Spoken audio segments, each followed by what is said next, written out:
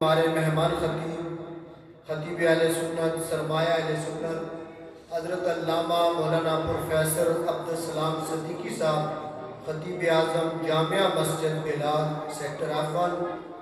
تو اب جو دعا کا ٹائم تھا انشاءاللہ بروقت دعا ہو جائے گی، تو اب میں بلا تاخیر دعوت خطاب کے لیے ملتمس ہوں استاد العلماء حضرت علامہ مولانا پروفیسر عبدالسلام صدیقی صاحب سے، جو اپنے خوبصورت بیان سے احباب کے قلوب و اذہان کو منور فرمائے۔ نعرہ تکبیر، نعرہ رسالت، نعرہ حیدری، نعرہ تحقیق، نعرہ غوثیہ۔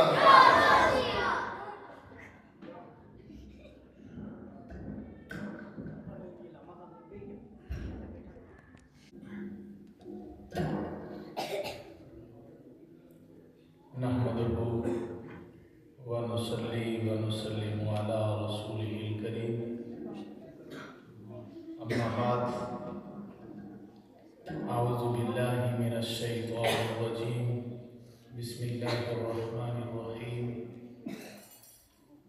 وبالوالدین احسانا، صدق اللہ العظیم۔ الصلاة والسلام علیک یا سیدی یا رسول اللہ،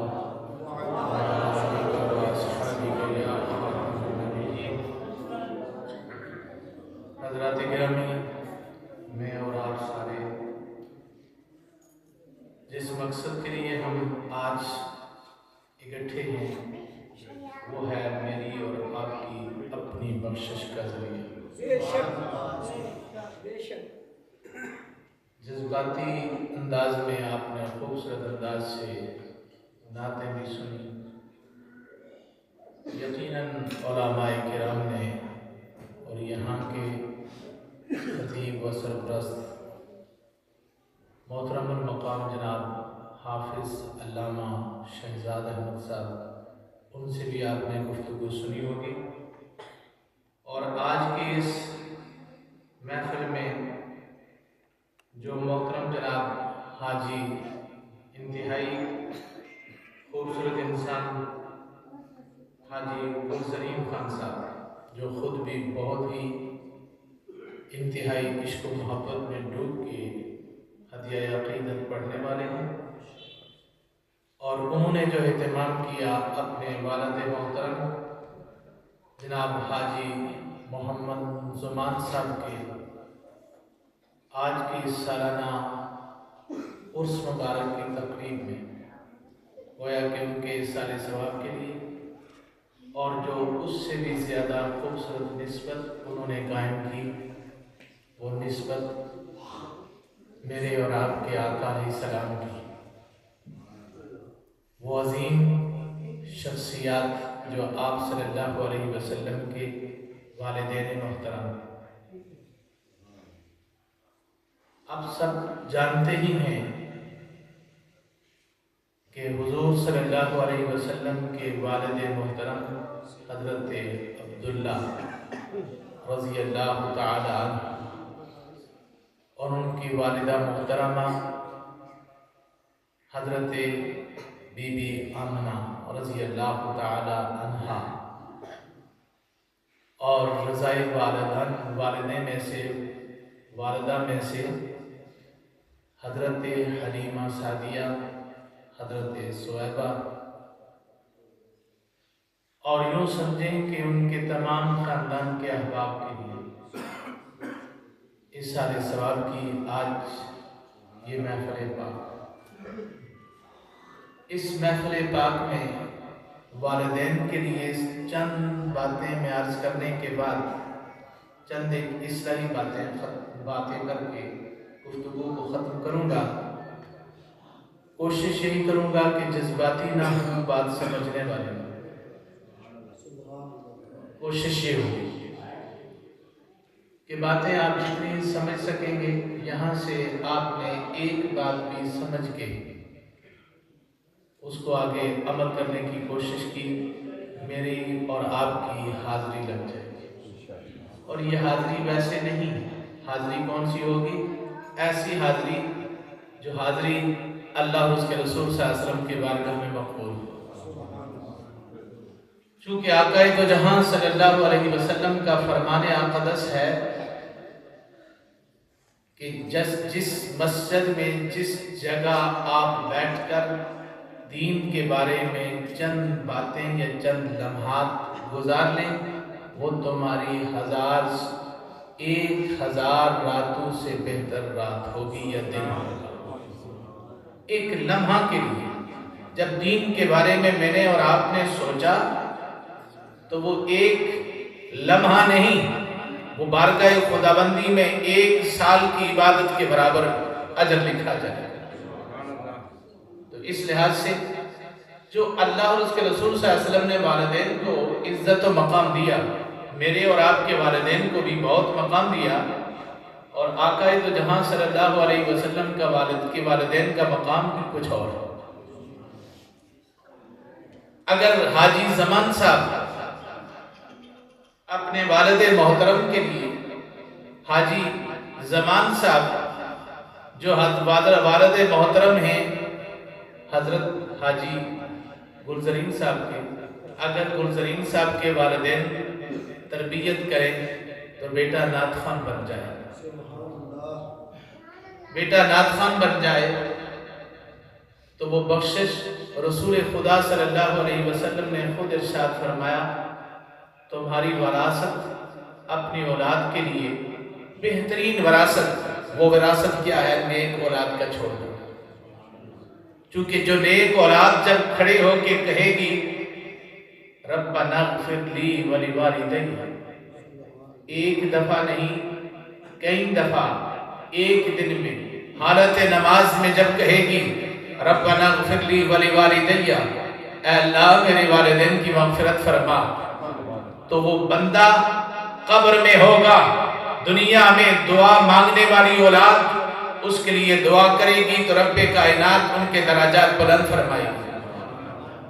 اور اگر حاجی گلزرین صاحب یا میں اور آپ اگر زمین پہ چلتے پھرتے کسی بھی گھر میں، مسجد میں، جب ہم نماز کی حالت میں ہو یا تنہائی کی حالت میں جب ہم یہ کہے ربنا اغفر لی ولوالدی، اے اللہ ہمارے والدین کی مغفرت فرما، تو قبر میں اللہ اس کے درجات بلند فرما دے۔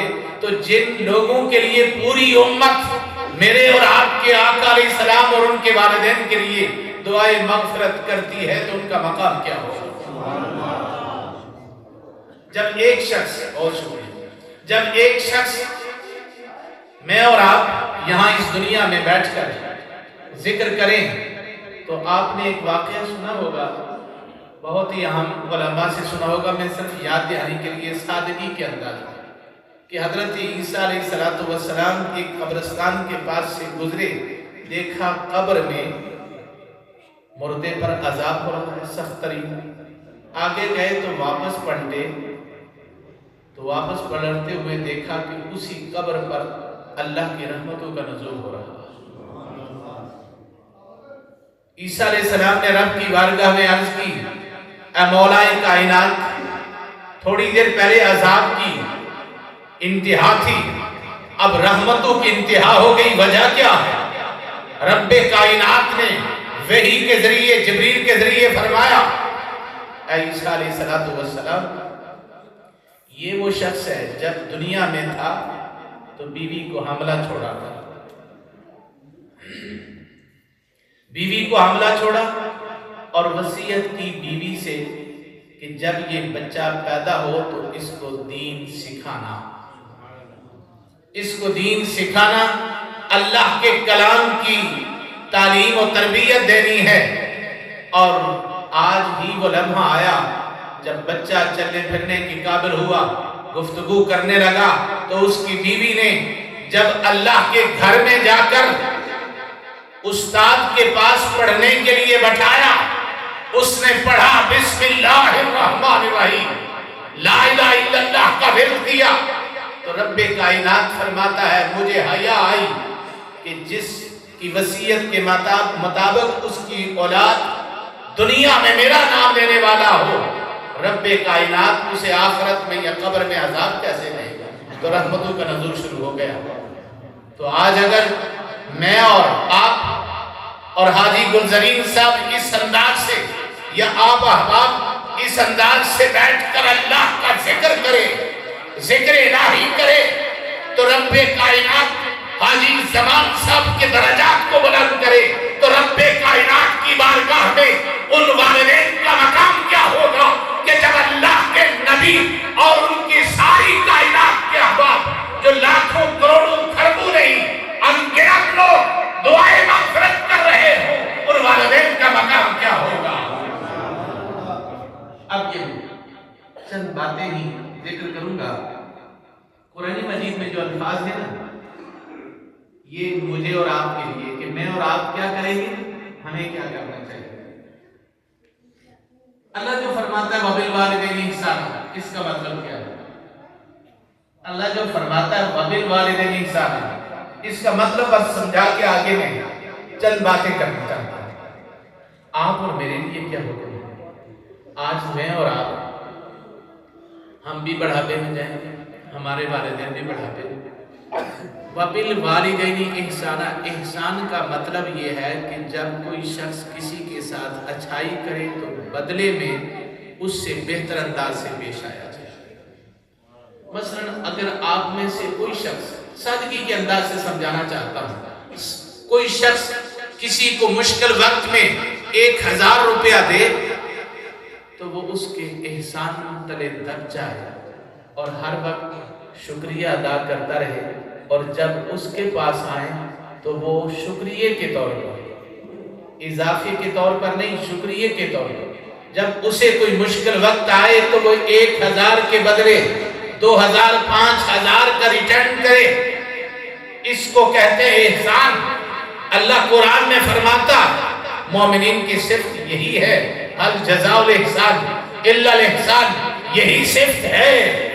اور جب میرے والدین، آپ کے والدین، ایک لمحہ وہ تھا جب میں اور آپ کپڑے نہیں پہن سکتے تھے، ہمیں صفائی کا پتہ نہیں تھا، کھانے کا پتہ نہیں تھا کہ کیا کھانا، کھانے کا پتہ نہیں تھا کہ میری صحت کے لیے کیا موافق ہے، ضد اور تھی بہتر کسی اور چیز کے لیے، یہی ضدیں کرتے رہے، پہننا نہیں آیا، جسم کی صفائی کا نہیں پتہ چلا، والدین نے کبھی اتنا نہیں کہا اف کیا مصیبت، بلکہ جب بھی ایسا موقع آیا تو اس کو پیار سے بڑے اچھے انداز سے دھویا، صاف کیا، اچھے کپڑے پہنائے، اور کسی جگہ اس کو گرمی میں کہیں زیادہ گرمی نہ لگ جائے، سردی میں کسی زیادہ ٹھنڈ نہ لگ جائے، کہیں بیمار نہ ہو جائے، خدا نہ کرے اگر کسی کا بچہ بیمار ہو گیا، ہزارہ کام تھے، فلاں جگہ ڈیوٹی پہ جانا تھا، فلاں کام ہے، فلاں کام ہے، سارے کام چھوڑ کر اف کیے بغیر بچوں کی محبت کے لیے سب کچھ چھوڑ دیا۔ اب رب کائنات مجھے اور آپ کو بتانا چاہتا ہے، لوگوں سنو، میں رب ہو کے اعلان کرتا ہوں، جب تمہارے والدین پر ایسا موقع آ جائے تو کبھی بھی اف تک نہیں کہنا، ان کے ساتھ احسان کے ساتھ پیش آنا، اس سے بہتر انداز سے جس طرح بچپن میں تمہارے ساتھ ان کا سلوک تھا۔ آسان انداز سے سمجھ آ گئی ہوگی کہ والدین کو اگر دعائی کی ضرورت پڑتی ہے، ان کے لیے بہتر کسی اور چیز کی تھی، اڑی کچھ اور کرنے لگے، باتیں کچھ اور کرنے لگے۔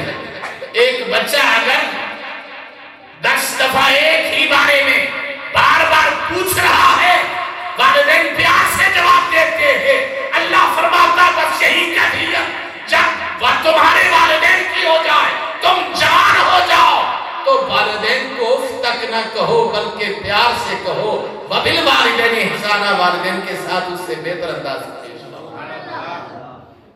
والدین کو دعائی کی ضرورت پڑی، یہی وہ کیفیت ہے، اور والدین کی دعا لوگوں سن بہت ہی عام ہے۔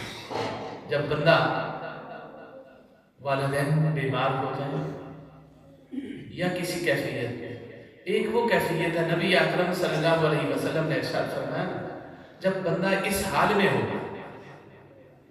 والدین اس حال میں ہو کہ گفتگو بھی نہ کر سکتے، یعنی بڑھاپے میں بیماری کوئی ایسی لاحق ہو گئی تو گفتگو بھی نہ کر سکتا، بات بھی نہ کر سکتا، جسم ہل بھی نہ رہا ہو، لیکن دل میں ایک احساس ہو کہ میری اولاد، میرے بچے میری خدمت کر رہے ہیں، وہ زبان تو ہلا نہیں سکتا لیکن دل سے آہ نکلی تو رب کائنات کاش ہل جائے گا، اس کی دعا اس اولاد کے حق میں قبول ہو جائے گی۔ اور یہاں پہ میں ایک اصلاحی بات کہنا چاہتا ہوں، کبھی آپ نے سنا ہوگا، آپ سارے احباب معززین ہیں حضرت، کہ ایک بات، مومن کی ہر لمحہ پہلے لمحے سے بہتر لمحہ ہوتی ہے، اور بیماری مومن کی اس کے لیے شفا ہوتی ہے۔ یہ بات میں ذرا سمجھانا چاہوں گا۔ آج کی اس مجلس میں ہم نے اگر یہی بات سمجھ گئے نا، یہ جو بات میں ابھی سمجھانے لگا ہوں، میری اور آپ کی اس مجلس کی کامیابی ہے۔ کامیابی کیا ہے؟ اللہ کی بارگاہ میں مقبولیت۔ جب مومن کی بیماری، رحمت کیسے ہے، لیکن وہ مومن،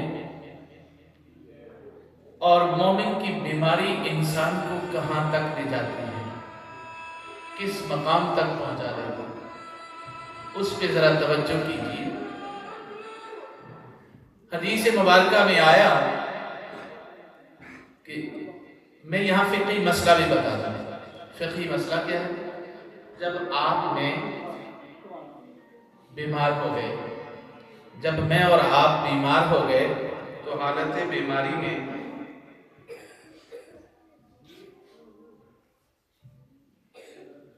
جب میں اور آپ بیمار ہو گئے تو حالت بیماری میں نماز کے کام کیا ہوگا؟ میں وہ جو علماء بیان کرتے رہتے ہیں اس سے تھوڑا سا آگے بڑھ کے کہ جب بیمار ہو جائے بندہ، اللہ نہ کرے کسی پر سکتہ طاری ہو گیا، کوئی بے ہوش ہو گیا، ایک دن گزرے، 2 دن گزرے، 3 دن گزرے، بے ہوش ہے، اس صورت میں نماز کا کیا ہوگا؟ سال پورا بے ہوش رہا، نماز کا کیا ہوگا؟ اب اس کے لیے نماز کا حکم یہ ہے کہ بندہ بیٹھ کے پڑھ سکتا تھا، لیٹ کے پڑھ سکتا تھا۔ اب لیٹ کے بھی پڑھنے میں طریقہ کار کیا ہے؟ لیٹ کے جب پڑھے گا تو وہ یہ ہے کہ انسان سیدھی کعبہ کی طرف ٹانگیں رکھے گا، پیچھے کوئی تکیہ یا کوئی سرہانہ یا کوئی بھی رکھ کے اشارے سے نماز پڑھے گا، اشارے سے نماز پڑھے گا، سر کا اشارہ کچھ، رکوع میں کم جھکاؤ، سجدے میں تھوڑا سا زیادہ جھکاؤ کرے گا۔ یہی طریقہ ہے۔ عام جو آپ ہی احباب نماز پڑھتے ہیں، جب بیٹھ کے نماز پڑھتے ہیں تو بعض لوگ ایسے ایسے کرتے ہیں، یہ نہیں، سجدہ وہی ہے جو حقیقی سجدہ تھا۔ اب اس کے بعد سجدہ وہ نہیں کر پائے تو پھر اشارہ ہی ہے، وہ اشارہ ہے رکوع میں جانے کے لیے تھوڑا کم اشارہ اور سجدے میں زیادہ اشارہ۔ اب یہ بات سمجھنے والی ہے۔ اب ایک آدمی اگر رکوع اور سجدے کا اشارہ بیٹھ کر لیٹ کر نہیں کر پا رہا تو کیا پلکوں سے اشارہ کرے گا، آنکھوں سے؟ ایسی صورت میں نماز نہیں۔ اس وقت کیا ہے؟ اس دوران کیا؟ اس دوران اس کو معافی ہے۔ جس طرح بچے پر ابھی نماز فرض ہی نہیں، مکلف ہی نہیں، اب اس لمحہ بھی نماز کا مکلف نہیں رہا، اس پر نماز فرض ہی نہیں، اب نماز تو فرض نہیں تو بچہ نماز پڑھے گا تو نماز ہو جاتی ہے۔ والدین کے لیے کتنی برکت والی بات ہوتی ہے۔ نابالغ بچہ ابر فرض نہیں ہے پھر بھی پڑھتا۔ اسی انداز سے اب وہ بزرگ جو اس کیفیت میں، نماز تو ہے نہیں لیکن جو شخص روزانہ روٹین کے ساتھ نماز پڑھتا رہا، روزانہ روٹین کے ساتھ نماز پڑھتا رہا، اب اس کا دماغ میں مفلوج ہو گیا، نماز ہے نہیں، اب بعد میں 2 سال بعد اگر ٹھیک ہو بھی جائے تو صرف 5 نمازیں या 5 दिन की नमाजें लौटाएगा, बाकी नमाजों का मुकल्लफ ही नहीं रहा। और जिंदगी में जब तंदुरुस्त था उसे कज़ा हुई तो वो पढ़ेगा, लेकिन उस हालत में उस पर नमाज थी नहीं।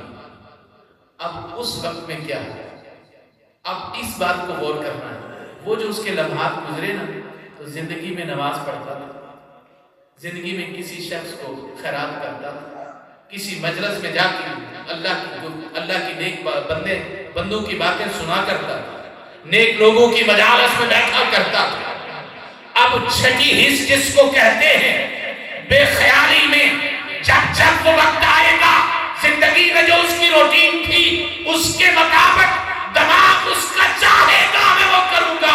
मेरे और आपके आका अलैहिस्सलाम ने फरमाया, हर वो लम्हा जब नमाज का आएगा, उसकी नेकी करने का लम्हा आएगा, रब्बे कायनात एक नमाज के बदले 700 नमाजों का अजर अता फरमाएगा।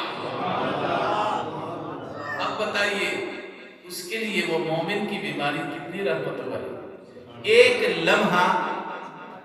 लम्हा खैरात की, यहाँ हाफिज साहब ने मुझे पैसे दिए, उस वक्त ख्याल में आया मुझे देने, हजरत ने दिए, उधर दिए, किसी ने पड़ोसी का ख्याल किया, किसी ने रिश्तेदारी का ख्याल किया, किसी ने किसी को माफ किया। उस वक्त होश व हवास नहीं है, लेकिन तवज्जो उसकी उसी तरफ आएगी। रब्बे कायनात उसे एक नमाज के बदले, एक नेकी के बदले 700 गुना अजर अता फरमाता रहेगा। आम जिंदगी में हमने एक नमाज पढ़ी, एक अजर मिलेगा। उस वक्त जब बेहोशी की कैफियत में है, नमाज पढ़ने वाले को रब्बे कायनात हर नमाज के बदले 700 नमाजों का अजर अता फरमाता रहेगा। उसका मकाम कितना बुलंद होता जाएगा। एक नात खान है जैसे हाजी गुलजरीन साहब, एक नात खान है, वो नात पढ़ता है, अल्लाह रब्बुल इज्जत कितना अजर देता है। आप में जब हम जिक्र करते हैं, नेकी की बातें करते हैं, तो कितना मकाम वाजिब है। अब यहाँ पे मुझे इस बात का इल्म हुआ, हकीकत जो नहीं है तो नहीं बयान करूंगा, मुझे नहीं पता। उमूमन बहुत सारी बातें ऐसी होती हैं कि किसी का पता ही नहीं होता, किसी का पता ही नहीं होता कि वो क्या करता है।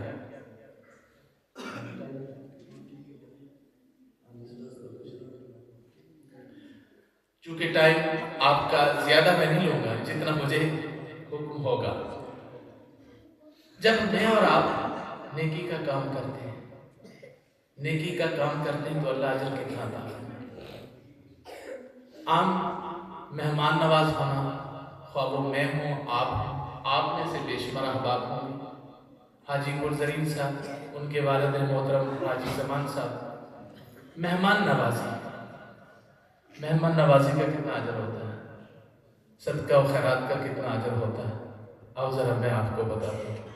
आप घरों में चाहते हैं ना, एक और मैं वजीफा भी बताऊँगा, मेरे जहन में अभी फौरी बात आई है कि आप में से हर एक बंदा ये चाहता है कि मेरे बच्चे की भलाई हो, मेरी बेटी की भलाई हो, यही चाहते हैं। कहते हैं अल्लामा शहजाद साहब दुआ कीजिए, इनकी दुआ का भी असर है, इमाम काबा की दुआ का भी अपनी जगह असर है, किसी नेक बंदे का दुआ का असर अपनी जगह, वालिदैन की दुआ का असर अपनी जगह है। लेकिन एक मैं कहूँगा, वजीफा बताऊँगा जिसमें कंफर्म है जो अल्लाह और उसके रसूल ने आप सल्लल्लाहु अलैहि वसल्लम ने हमें बताया।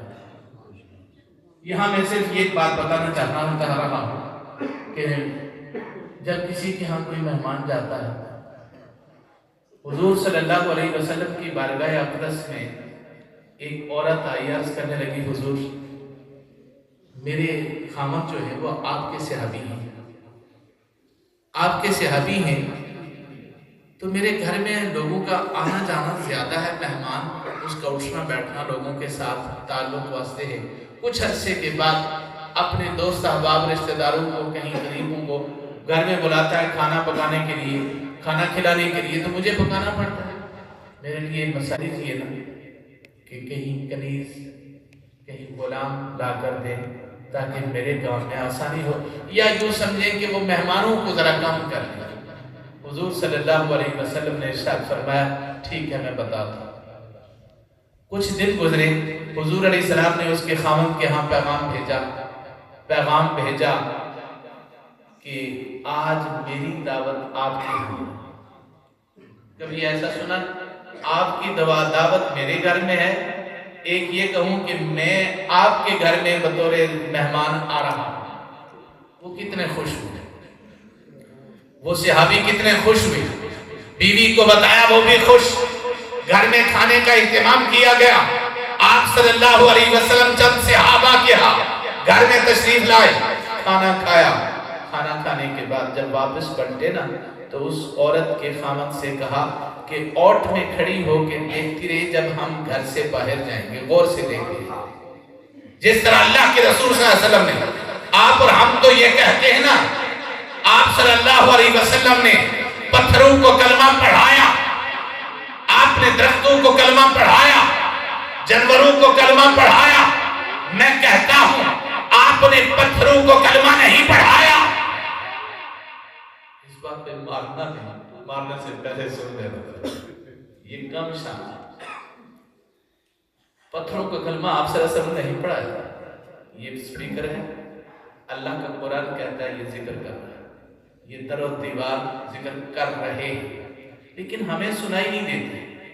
کوئی شخص اللہ کا نیک بندہ آئے تو اس کو ان پتھروں اور ریت کے ذرات کا ذکر آپ اس کو سنائی دے گا، ہر ایک کو سنائی دے گا۔ کس کو سنائی دیتا ہے؟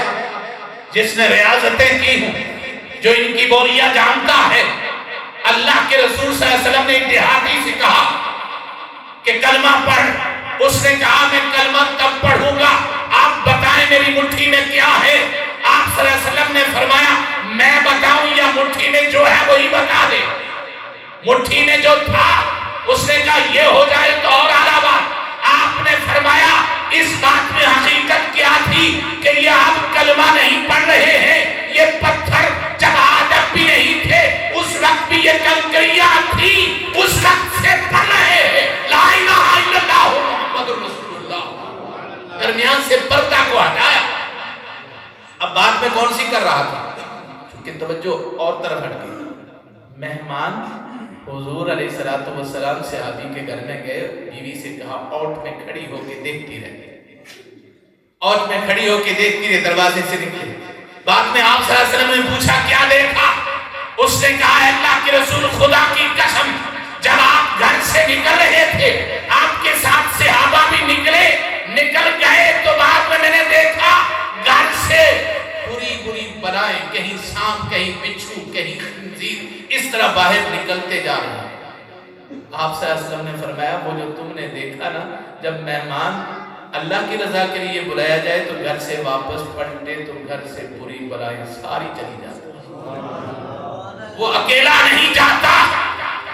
اب یہاں پہ ایک اور بات، اصلاح کے لیے فرما برداری، اللہ کے رسول صلی اللہ علیہ وسلم کی فرما برداری میں کتنے برکت ہے۔ ایک عورت حضور علیہ السلام کے پاس پیغام بھیجتی ہے، حضور یہ بات کہنے کے بعد پھر میں اگلی بات اس کا لب لباب بیان کروں گا۔ توجہ سے سنیے، چونکہ میری عادت ہے تھوڑے ان چھوٹے واقعات سے بیان کر کے نا توجہ آپ کی رہے اور اس پر عمل کرنے کی، اور یہ چاشنی بھی رہے۔ عورت نے حضور علیہ السلام کی بارگاہ میں پیغام بھیجا ہے، اللہ کے رسول صلی اللہ علیہ وسلم میں نے خامن سے وعدہ کیا تھا، خامن گھر سے جا رہا تھا، سال 2 سال پہلے یا 6 ماہ پہلے گھر سے جا رہا تھا، اس نے مجھ سے وعدہ لیا تھا میرے آنے تک گھر سے باہر نہیں نکلنا، میرے آنے تک گھر سے باہر نہیں نکلنا، یعنی میکے وغیرہ نہیں نکلنا۔ اب وہ چلا گیا، وہاں ٹیلی فون نہیں، رابطے نہیں، والد ہو گئے بیمار، نہ جانے ان کی زندگی کے کتنے دن باقی ہیں، کیا میں خامن کے ساتھ کیا ہوا وعدہ پورا کروں کہ نہ؟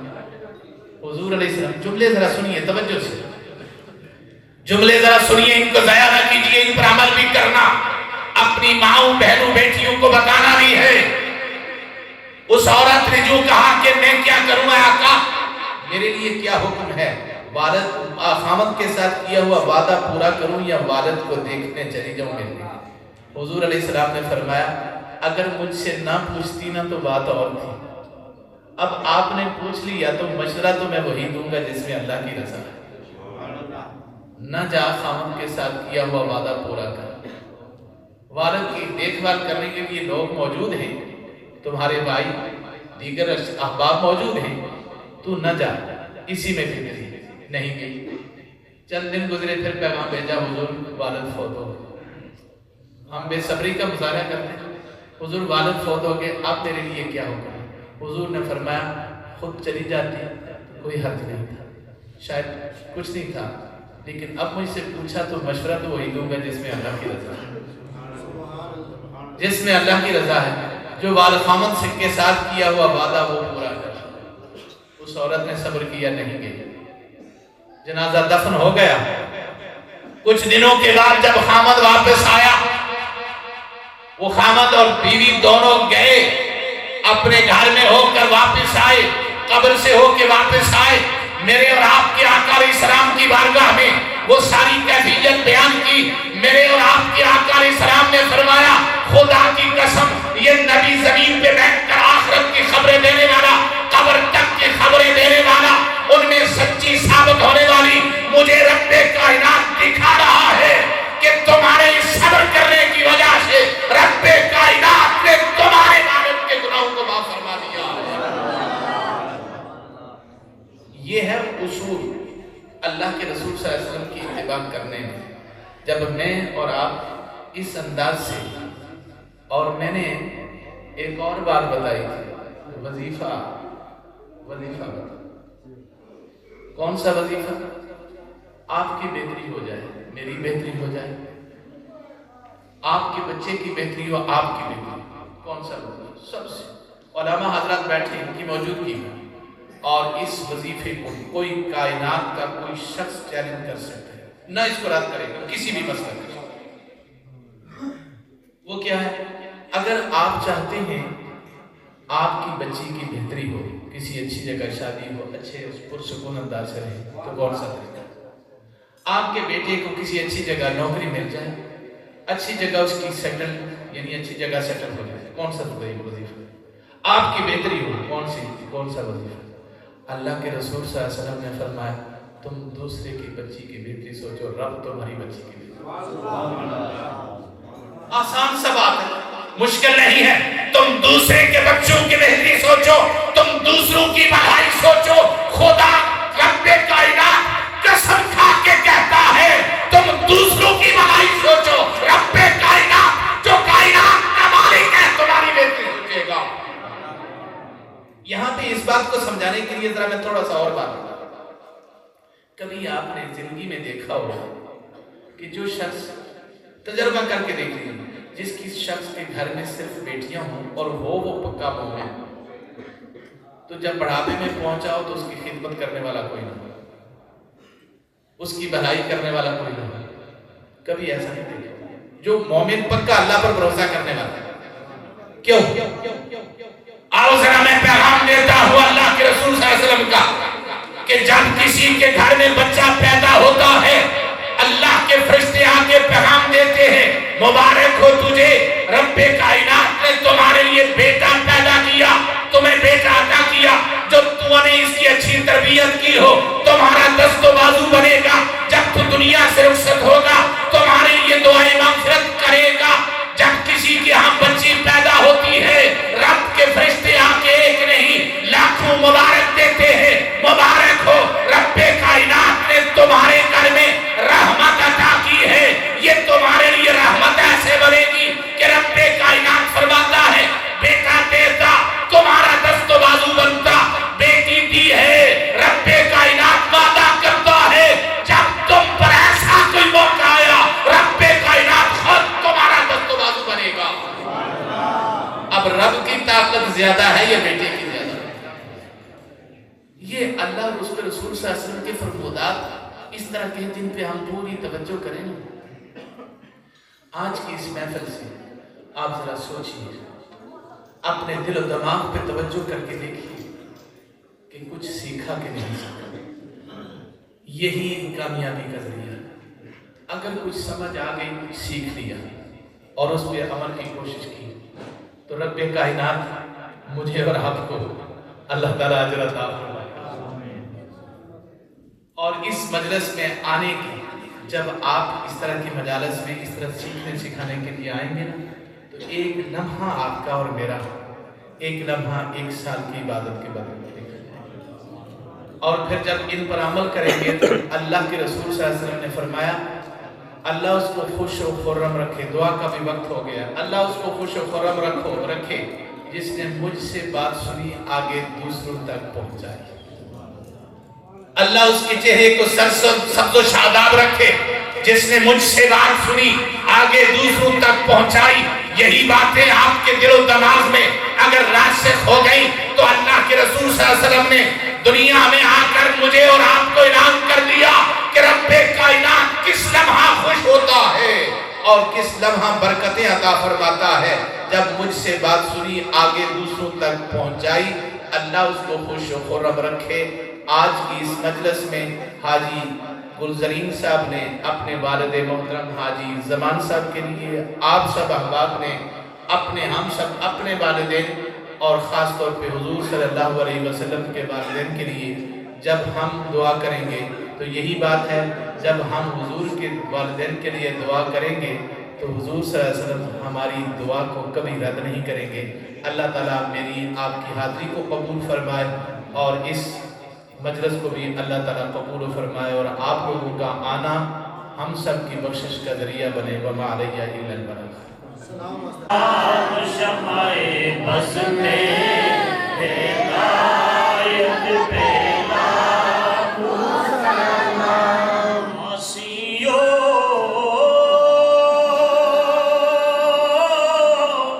تھام لو دامن مصطفیٰ، آسیوں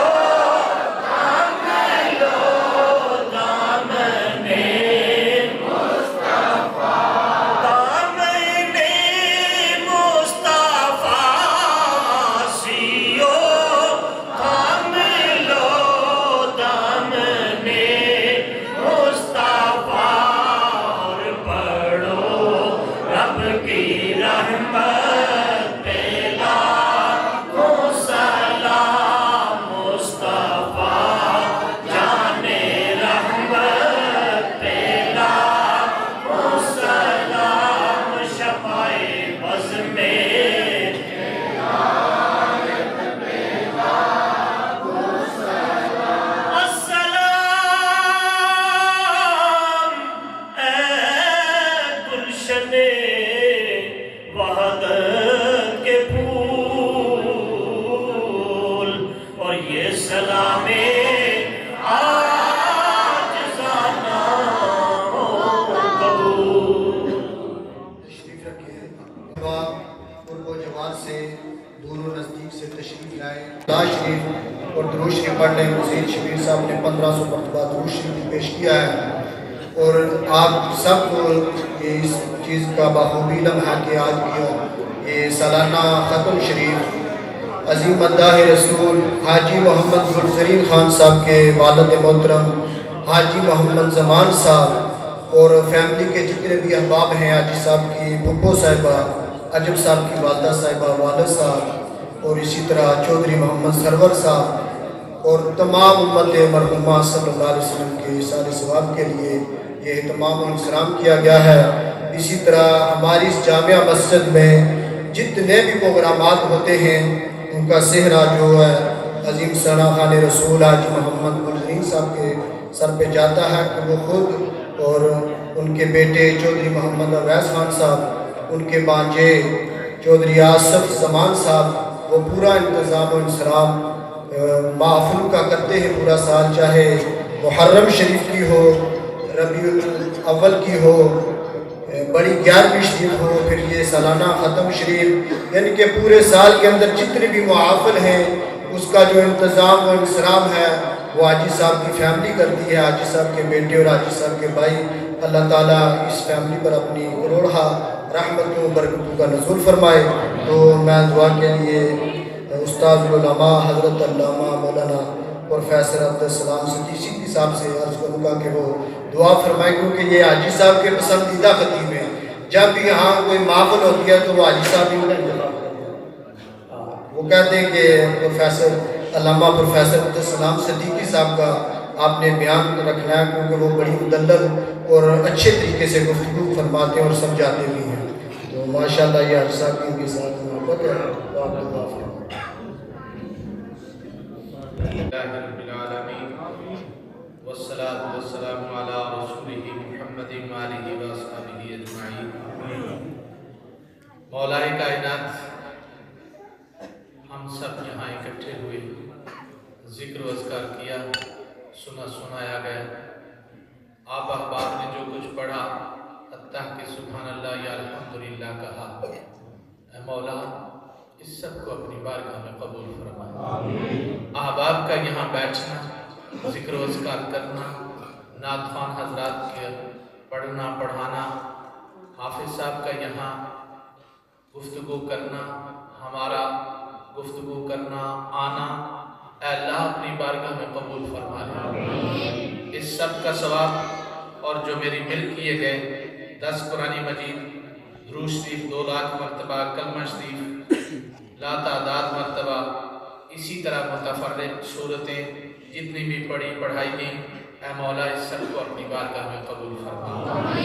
اے مولا کائنات، اس سب کا جو اہتمام کرنے والے حاجی گلزرین صاحب، ان کے خاندان والے، اے مولا حاجی گلزرین صاحب کے والدین مرحومین، اے اللہ ان کی روح کو احسان کرتے اللہ قبول فرما. اے اللہ حاجی زمان صاحب کا یہ سالانہ ختم شریف، اے اللہ حاجی زمان صاحب کی دنیا میں کی گئی سب کوتاہیوں کو معاف فرما. اے مولا جو ان کی گئی عبادات، ذکر و اذکار ہیں، اے اللہ اور ان کی برکت اور تربیت سے جو ان کی اولاد نیک کاموں میں حصہ لینے والے، اے مولا ان کی برکات سے ان کے درجات کو بلند فرما، ان کی کوتاہیوں کو معاف فرما، ان کی گئی نیکیوں کو اپنی بارگاہ میں قبول فرما. اے مولا حاجی گلزرین صاحب کی پھوپھی صاحبہ، اے مولا کائنات اسی طرح سرور صاحب اور دیگر ان کے خاندان کے جتنے بھی دنیا سے چل بسے دادا دادی نانا نانی سسرال ننہال ددہال سے جتنے بھی احباب دنیا سے چل بسے، اے اللہ سب کی ارواح کو اس تمام محفل کا ثواب، تمام ختم شریف کا ثواب، پڑھے پڑھائے کے ایک ثواب، طعام کا ثواب، اے مولا ان کے خاندان کے تمام افراد جو دنیا سے چل بسے ان کی ارواح کو پیش کرتے ہیں قبول فرما. مولا کائنات حاضرین یہاں بیٹھے، ذکر و اذکار کرنے والے، اہل محلہ تعاون کرنے والے، اس مسجد میں نمازیں پڑھنے والے، اے اللہ تمام احباب کے جتنے بھی دنیا سے چل بسے ان کی ارواح کو پیش کرتے ہیں قبول فرما. اے اللہ حاضرین علماء کرام جتنے بھی حاضر ہیں، اے مولا سب کے جتنے بھی عزیز و قرابہ دنیا سے چل بسے ان کی ارواح کو پیش کرتے ہیں قبول فرما. مولا کائنات یہاں جو بچے بیٹھے امین امین کہہ رہے ہیں، اے مولا ان کی اس امین کو قبول کرتے ہوئے، یہاں بزرگ بیٹھے ہوئے سفید بالوں والے، اے مولا ان کی امین کو قبول کرتے ہوئے ہماری دعاؤں کو قبول فرما لے. اے رب کائنات حاجی زمان صاحب کی، حاجی گلزرین صاحب کی طرف سے یہ اہتمام کرنا، اے اللہ ان کی پڑھی گئی خلوص کے ساتھ نعتیں، اے مولا ان کے اس خلوص کی وجہ سے، ان کے سفید بالوں کی خلوص کی وجہ سے، اے مولا کائنات اس محفل کو اپنی بارگاہ میں قبول فرما. اے مولا اس کی برکات سے ہم سب کے جتنے بھی آنے والے حاضرین، اے مولا کائنات ہم سب کی دعاؤں کو قبول فرما لے، ہمارا ذکر کرنا اپنی بارگاہ میں قبول فرما لے. اے مولا حاجی گلزرین صاحب کے جتنے بھی احباب رشتہ دار دنیا میں موجود ہیں، ان کی اولاد خاص طور پہ، اے مولا ان کو ہر قسم کی آفات بلیات سے، بلاؤں مصیبتوں پریشانیوں سے، آفات سے نجات عطا فرما. ان کی حلال رزق، ہم سب کی حلال رزق، علم عمل عمر میں برکتیں عطا فرما، عزت جان مال کی تو حفاظت فرما. سب کو حاسدین کے حسد، شیاطین کے شر، دشمنوں کی دشمنیوں، اچانک بیماریوں اور حادثات سے محفوظ فرما. اے مولا خاص طور پہ نبی اکرم صلی اللہ علیہ وسلم کے والدین کے درجات بلند فرما. اے اللہ ان کی توسل سے اس ختم شریف کو قبول فرما. اے اللہ ان کے توسل سے ہم سب کی حاضری کو قبول فرما لے. اے اللہ نبی علیہ السلام کے والدین کے توسل سے، اے اللہ حضرت آمینہ رضی اللہ تعالی عنہ जो आप सल्लल्लाहु अलैहि वसल्लम को खिलाती रही, ऐ अल्लाह उसकी बरकत से ज़ात की महफिल को कबूल फरमा ले। ऐ अल्लाह जो उनके कब्र पर जो रहमतों का नज़ुल हो रहा है, ऐ अल्लाह पूरी उम्मत को उनमें से कतरा कतरा अता फरमा। रब्बना तक़ब्बल मिन्ना इन्नका अंतस समीउल अलीम। सल्लल्लाहु तआला अला रसूलिही मुहम्मदिन व आलिहि व अस्हाबिही अजमाइन। छोटे बच्चे वो बाहर चले जाएं और मस्जिद के मुक़द्दस को भी पामाल नहीं करना। हाँ टुर गए यार मोहब्बतां वाले पाई पाइयां दे हो दर्दी होंदे ते पाई पाइयां दियां पावां प्यो सिरे दा ताज मुहम्मद इमामा ठंडियां छावां बाग बहारां ते गुलजारां ओ बिन यारां किस करी यार मिलन ते दुख जान हजार। मैं शुक्र करा लख बारी तुम्बा जिंदड़ी दा सदा नी वजदे रहना तुम्बा जिंदड़ी दा